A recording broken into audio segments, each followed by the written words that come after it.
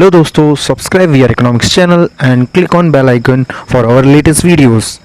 Hello दोस्तों, this is Vijay Rao और आप लोग देख रहे हैं वी आर इकोनॉमिक्स। तो वी आर इकोनॉमिक्स के आज वाले टॉपिक में हम लोग बात करने वाले हैं बार्टर सिस्टम की। तो जैसे कि हम लोगों ने नेक्स्ट चैप्टर चालू कर लिया है, money and supply of money. तो सबसे पहले समझ लेते हैं जब वो सिचुएशन जहाँ पे पैसा था ही नहीं, अभी पैसे का कुछ जनरेशन हुआ ही नहीं था। आज आप लोग देखोगे तो आप लोगों के पॉकेट में, बैंक में, मम्मी के पास, पापा के पास पैसे होंगे, पर एक सिचुएशन तब भी थी, एक सिस्टम तब भी था जहाँ पे पैसे थे ही नहीं।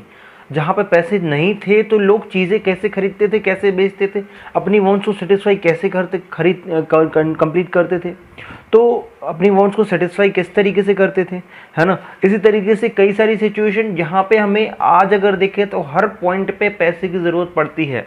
जब वहाँ पे पैसे थे नहीं तब क्या चलता होगा, तो तब चलता था बार्टर सिस्टम। बार्टर सिस्टम की बात कर लेते हैं आज हम लोग। तो बार्टर सिस्टम क्या होता है? Barter system is a system, it is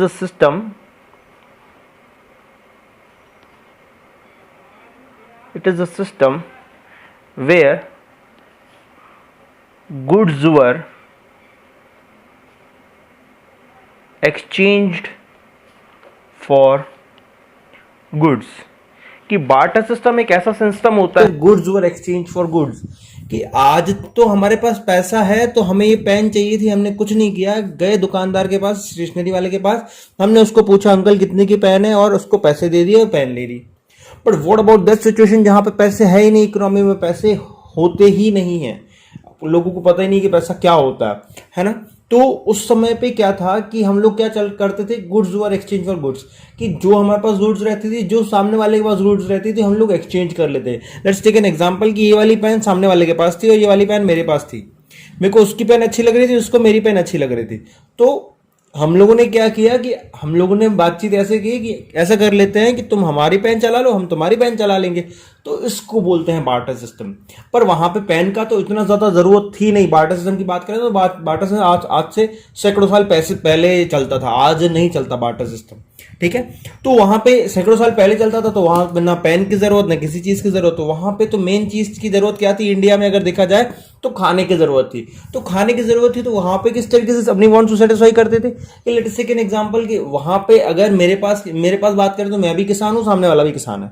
अब सामने वाले किसान ने दाल उगाई हुई है, तीसरे किसान ने चावल उगाए हुए हैं, मैंने गेहूं उगाया हुआ है, तो गेहूं मतलब वीट उगाया हुआ है। तो अभी क्या हुआ, हम लोग ने आपस में एक्सचेंज कर लिया। हमने थोड़ा सा वीट इसको दे दिया, इससे दाल ले लिया, हमने थोड़ा सा चावल वीट इसको दे दिया, इससे चावल ले लिए। तो अपनी वांट्स को इस तरीके से लोग सेटिस्फाई कर लेते थे, अपनी चीजें एक दूसरे से एक्सचेंज कर करके। इसी चीज को अपन बोलते हैं क्या, बार्टर सिस्टम। यहां पे बात करते हैं ना, तो बार्टर सिस्टम को हम लोग सीसी इकोनॉमी भी बोलते हैं।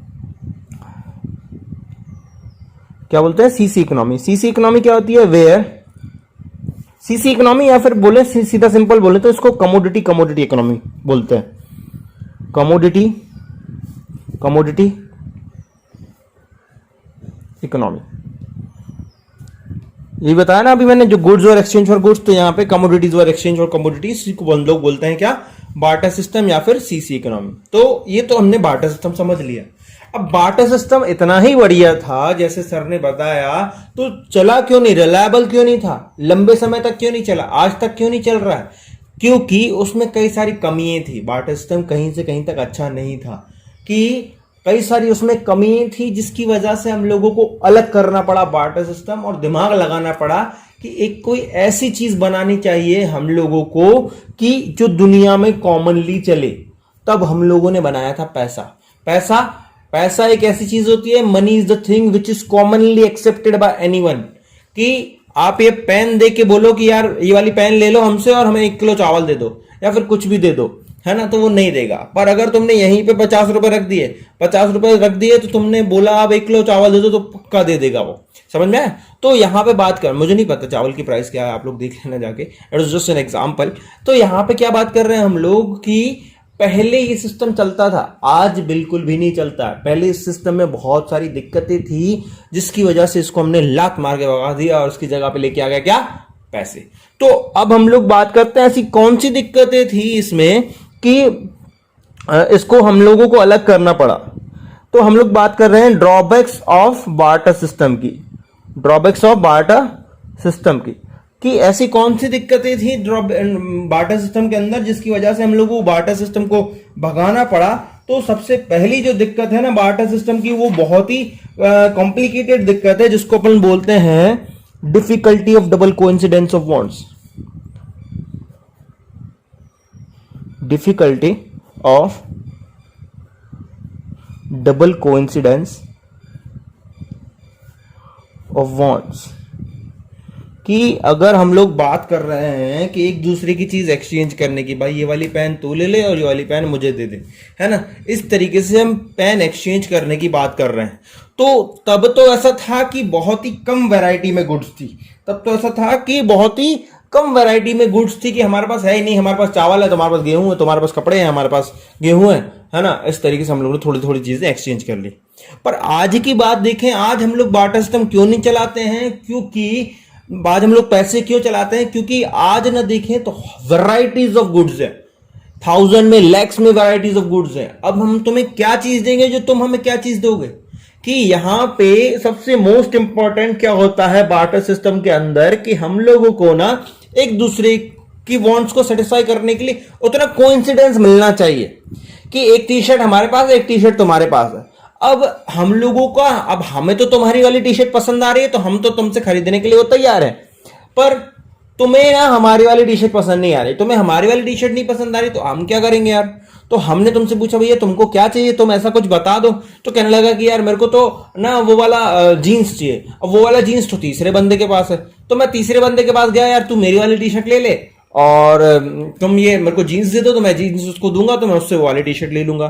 तो ये तो बड़ी दिक्कत हो जाएगी, है ना, कि यहां पे अगर देखें तो बहुत ज्यादा कॉम्प्लिकेशन क्रिएट हो जा रहा है अगर दो लोगों की वांट्स, दो लोगों का जो वांट्स है एक दूसरे से कोइंसिडेंस नहीं हो रहा है, कि दोनों की वांट्स अगर मैच नहीं करेंगे तो एक्सचेंज नहीं कर पाएंगे। तो सबसे बड़ी दिक्कत जो है बार्टर सिस्टम क्या है? Difficulty of double coincidence of wants. अगर देखें तो हर जितना भी मैं ड्रॉबैक्स लिखूंगा ना, हर में यही चीज आएगी, हर प्रॉब्लम में यही प्रॉब्लम आ जाएगी कि दो लोगों की कोइंसिडेंस मैच नहीं हो रही। दूसरी चीज, जो बार्टर सिस्टम की दूसरी एक ऐसी चीज की lack of common unit of value, lack of common unit of value.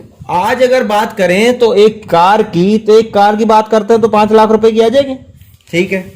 पर अगर हम बात करते हैं उस समय पे बार्टर सिस्टम में बात करें तो अरे कार तो बड़ी अच्छी खरीदी है, हाँ ठीक है, कितने की खरीदी?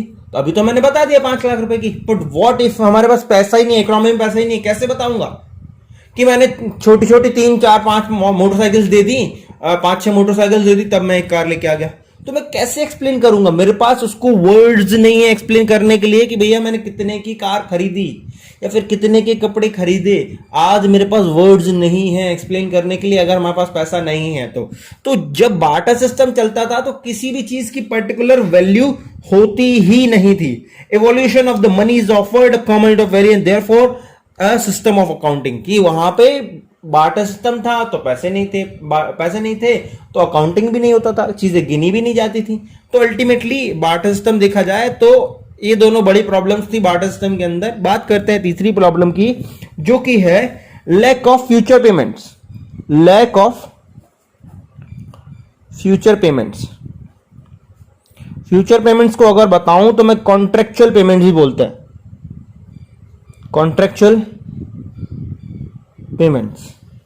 तो फ्यूचर पेमेंट कॉन्ट्रेक्चुअल पेमेंट क्या होता है? फ्यूचर पेमेंट कॉन्ट्रेक्चुअल पेमेंट की अगर बात करें हम तो फ्यूचर पेमेंट कॉन्ट्रेक्चुअल पेमेंट ऐसे होते हैं जैसे कि अब मेरे को घर बनवाना है ना, क्या बनवाना है? हाउस मेरे को बिल्ड करवाना है ना। अब मेरे को घर बनवाना है तो मैंने ना एक ठेकेदार को पैसे दे दिए। कितने पैसे दे दिए कि 5 लाख रुपए अभी ले लो और 10 लाख रुपए आफ्टर मेकिंग ले लेना, है ना, कि आफ्टर मेकिंग हाउस हमने उसको बोल दिया कि 15 लाख रुपए का ठेका दे दिया, 5 लाख रुपए अभी दे दिए और 10 लाख रुपए मैं उसको बाद में दे दूंगा। तो अभी तो मैंने उसको ठेका देके कॉन्ट्रैक्ट कर लिया कि भैया 5 लाख रुपए रख ले और कॉन्ट्रैक्ट कर ले मेरे से, अगले 6 महीने बाद तुम मेरे को घर कंप्लीट बना के दे दोगे, हम 10 लाख रुपए एक्स्ट्रा और दे देंगे, टोटल 15 लाख में काम हो जाएगा।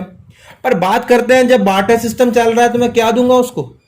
तो मैंने बोला कि यार मेरे पास, मैं तो किसान हूं, मेरे पास तो वीट था, शुरू से ही आपने सुना होगा मेरे पास वीट था। अब मेरे पास वीट था तो मैंने उसको बोला, जो ठेकेदार था, कि ऐसा करना यार कि अभी तुम मेरे से 100 बोरी गेहूं अभी ले ले, 100 बोरी वीट अभी ले लो तुम मेरे से, और ऐसा करना कि 200 बोरी गेहूं वीट मेरे से बाद में ले लेना। तो वो कहने लगा कि उसके लिए क्या हो गया, डबल कोइंसिडेंस ऑफ वांट्स हो गए कि मैं थोड़ी गेहूं खाएंगा सिर्फ यार, मेरे को तो दाल भी चाहिए, चावल भी चाहिए, मसाले भी चाहिए, तेल भी चाहिए, गैस भी चाहिए, ये सब चीजें कहां से आएंगी मेरे पास। तो यहां पे एक और बड़ी प्रॉब्लम खड़ी हो गई उसके पास कि कैसे हम तुमसे बाकी चीजें खरीदेंगे, हमारे पास बाकी चीजें कहां से आ जाएंगी। तो लैक ऑफ फ्यूचर पेमेंट इसी को बोलते थे। वहां पे हम कॉन्ट्रेक्चुअल पेमेंट नहीं कर सकते हैं। अगर हमारे पास पैसा है तो हमने सीधे सीधे क्या दे दिया उसको, 5 लाख रुपए दे दिए। 5 लाख रुपए में से दाल खरीद ले, चावल खरीद ले, कपड़े खरीद ले, कुछ भी कर ले, मेरे को क्या करना। पर वहां पे बात की जाए, अगर मेरे पास गेहूं है तो मैं गेहूं अगर दे रहा हूं तो गेहूं तो उसको चाहिए ही नहीं, मतलब कॉन्ट्रैक्ट किसी भी तरीके का नहीं हो सकता। अच्छा, आपको यह भी आ सकता है कि लैक ऑफ फ्यूचर पेमेंट बता दिया, कॉन्ट्रेक्चुअल पेमेंट बता दिया। यहां पे फ्यूचर पेमेंट कॉन्ट्रेक्चुअल पेमेंट की जगह डिफर्ड पेमेंट भी आ सकता है।